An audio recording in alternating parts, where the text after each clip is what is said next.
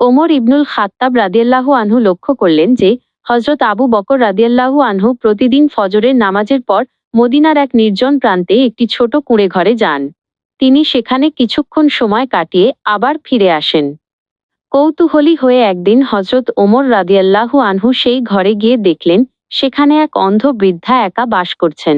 তিনি বৃদ্ধাকে জিজ্ঞেস করলেন, আপনার ঘরে যে লোকটি আসে সে আপনার কে হয় এবং সে এখানে কি করে?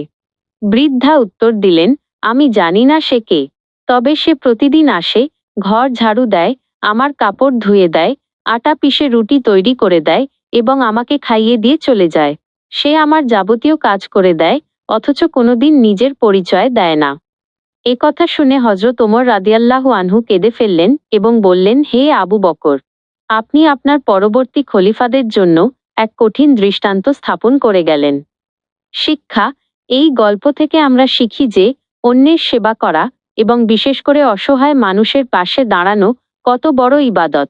এছাড়াও লোক দেখানো ইবাদতের চেয়ে গোপনে বা নিভৃতে মানুষের উপকার করা আল্লাহর কাছে অত্যন্ত প্রিয়।